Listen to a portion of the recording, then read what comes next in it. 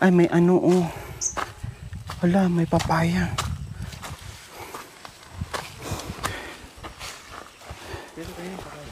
Kuya, kanino to papaya?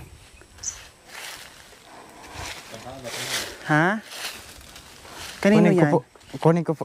Hindi, sa atin kukunin mo. Habulin tayo dito, hindi na tayo makatakbo. Sa akin po ito. Ha? Ito po yung ginawa ko. Ay, sa'yo yan? Ah, okay. Akyatin mo na. Hindi ka nagsabi. Sa'yo pala yan. Sa akin po ito. So dito din mga kabayo, yung nanay niya nandito. Nililinis. No? Kaya lang may asawa na siya. Doon na siya nakatira sa malapit sa barangay. No? At pananim pala yan. Ayan yung kubo-kubo na. Saluhin ko? Hindi na po. Ha? Hindi na po. Aray ko, nangatog na yung ano ko kuya. Nangatog na ako. Dito kay dati nakatira? Opo. Saan bahay ng mama mo? Nandun po. Kaso po umalis na po isa. Umalis? Wala na po daw. Saan siya ngayon? Nandun sa bundok. Ay, nandoon sa Ha, parang nilalaro nyo lang yung mga kabundukan dito, ha? Parang nilaro-laro nyo lang. Nagutom ako mga kabayan. Busog ako nung umalis pero nagutom ako dahil sa nilakbay. Kailangan bago ka bumaba dito, kailangan ay kumain ka ng pang isang buwan, no? Para hindi ka magutom. Yung isang buwan na kainan para hindi ka magutom mga kabayan. Isa lang yan. Hati mo sa apat.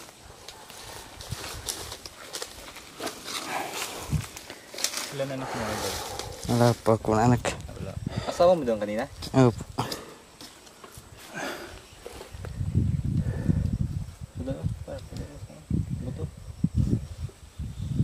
Oh, tag-isa tayo idol. Oh. Ay, may kamuntik na. Oh, sa'yo to, oh idol. Ay, may buto. Tanggalan ko muna yung buto. Tutubo yan dyan. Lagay na rin natin dito para lalaki siya. Tutubo siya dito. Oh, ngat-ngatin na natin idol. Wala nang sa kutsara.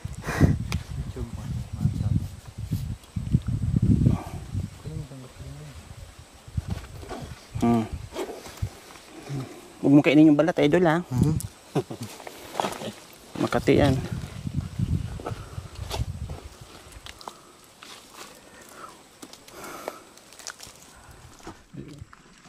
Teka naman. Saan tayo dadaan? Yan, pababa. Umulog. Ah, gusto mo pa? Masakit ang balakang ko nga.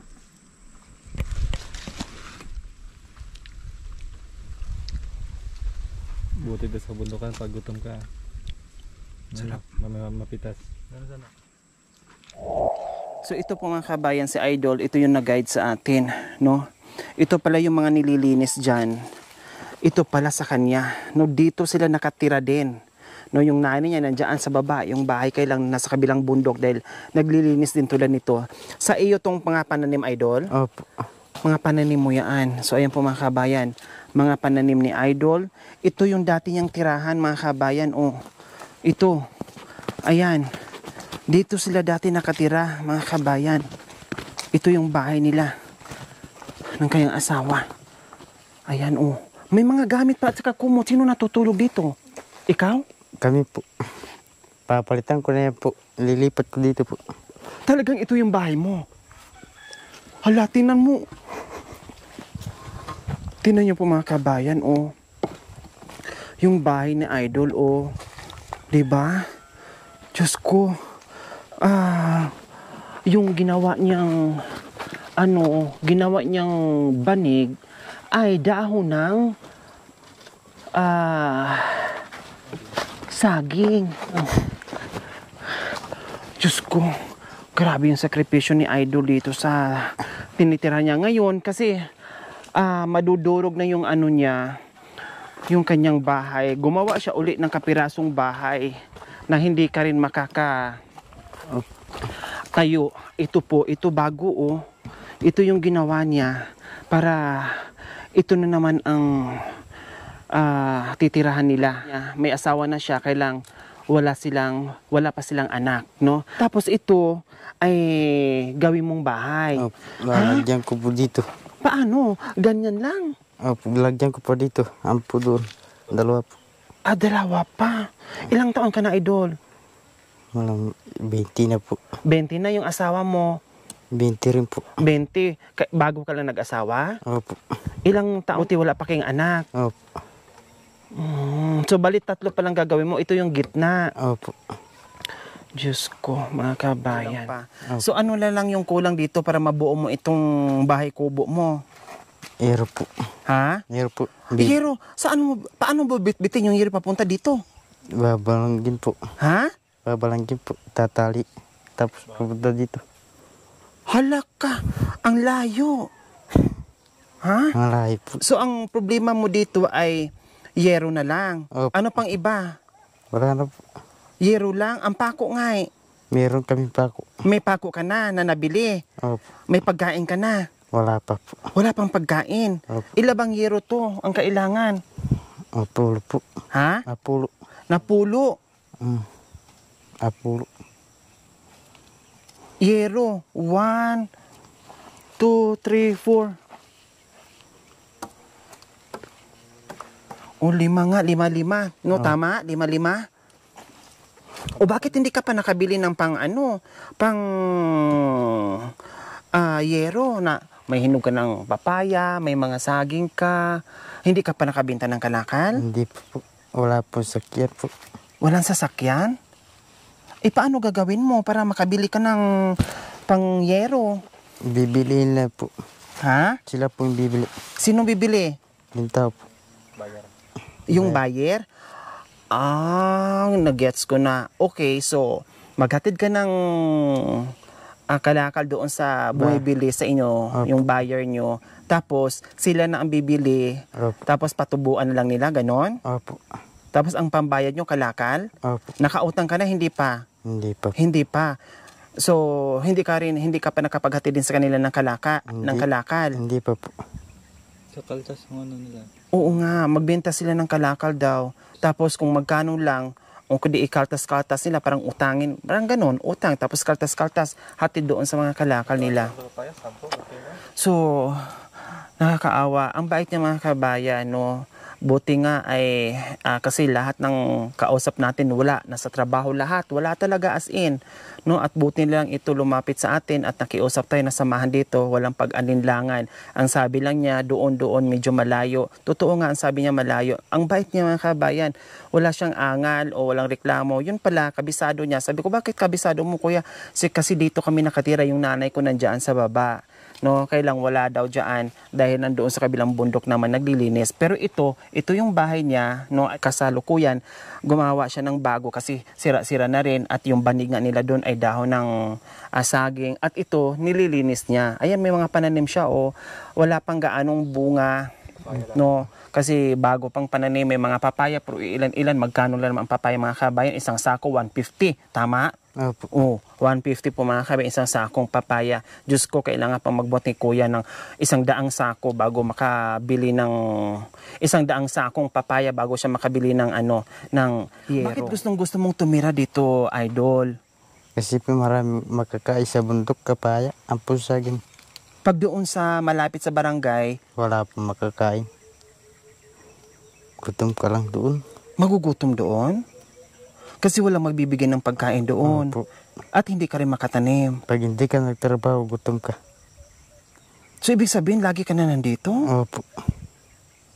Halakan mo, grabe. Diyos ko, mga kabayan, 'di ba? Alam mo, kung hindi ko na itanong ito, hindi rin siya nagsasabi, mga kabayan eh. Wala siyang, basta mag-guide lang siya, wala siya, kung hindi mo siya tanungin, wala din, hindi rin siya iimik. No, basta pag tanungin mo siya, sasagot siya, hindi siya nagsasabi na, ganito. Nagtanong lang kasi ako kaninong bahay, kanino ito yung pananim. Tapos, katagalan na siguro sa kadadaldal ko, sa tatanong ko sa kanya, sinabi na niya na nandiyan yung nanay niya. Hanggat tinanong at hanggat sinabi na niya na ito sa kanya din. Itong mga nililinis. 'Di ba? So, ang pinaka-problema mo ay yero na lang. Opo. O paano kung halimbawa may magbigay sa inyo ng yero, anong gagawin mo? Ilalagay ko dito po. Bibili ka na kaagad? Opo.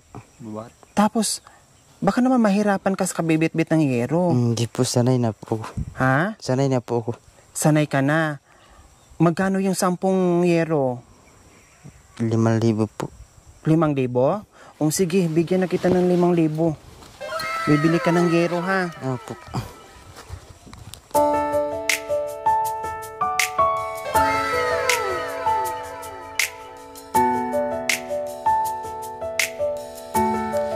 ₱5,000 para hindi ka na magblema. Opo. Kung antayin mo yung mag-harvest yung mga pananim mo, Opo.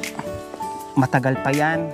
At alam ko naman kung ano ang harvest mo dyan ay hindi din sapat doon sa pangyero. Siyempre, mag-iiwan ka pa ng pagkain nyo. Sabi mo nga, pag nandoon kayo sa bungad, walang makakain. Kaya kailangan yung bumaba at maghirap dito para meron kayong makakain.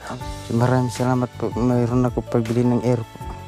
Pero, at mabubuo na ang bahay mo, Kuya Idol. Okay, sige. Hindi mo talaga akalain yan kasi ang akala mo lang magaguide ka. Buti lang madaldal ako at matanong ako dahil kung hindi, ay malay ko ba? Diba? Swerte mo talaga dahil matanong ako at nasabi mo sa akin na ito pala, kung di matatapos na ito, kakaroon ka na ng yero. Masaya ka na magkakaroon ka na ng yero? So yan po mga kabayan, pampasko na natin mga kabayan dahil napakabait, napakabuting tao, napaka walang angal. Grabe yung sakripisyo dito sa kabundukan, napakaliit na kahilingan para lang sa yero, kapiranggot na bayan na halos di nga ako makatayo hanggang liig lang po mga kabayan. Siyempre pagpasok nito, ganyan lang sila, tulad doon sa kubo niya na tinitirahan. So ayan po, maraming salamat po. No? Mamaya ko nabanggitin yung sponsor kasi nandoon sa sasakyan. Wala akong. So ayan po mga kabayan, siya yung nag-guide sa atin.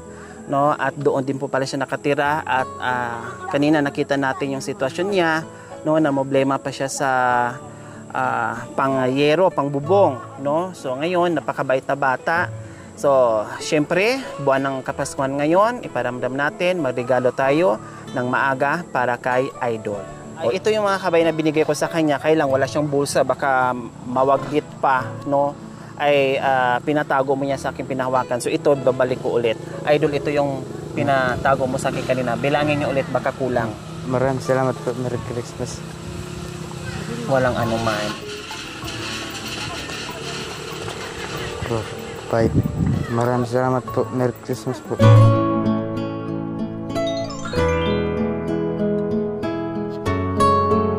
Salamat po sa iyong ginitang puso, Ma'am Jocelyn Hermoso. So ayan po mga kabayan, dahil napakabait niya at ginaid tayo, no, na walang reklamo, nagtatabas pa ng madadaanan natin, no, hindi tayo iniwan. Talagang napakabait na bata at nakita natin kanyang bahay kanina na problema siya, kaya bigyan natin ng regalo, maagang regalo sa Paskong ito. Kaya salamat din, Kuya Idol. Ha, next time, pag kailangan pa namin bumalik doon, pakisamahan nyo kami ulit, ha? Okay, salamat. Masaya ka ba, Kuya Idol, na meron ka ng pambili ng yero? Ha? Salamat. Mukhang malungkot kayo. Dahil napagod lang?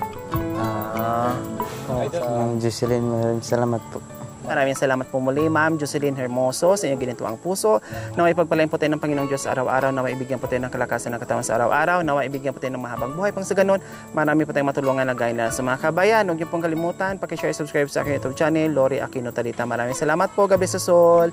Bye, Kuya Idol. Okay. Well, wait lang. Ito, pambili mo ng merienda or pagkain. No? Alam ko napagod ka kanina, ha? Salamat.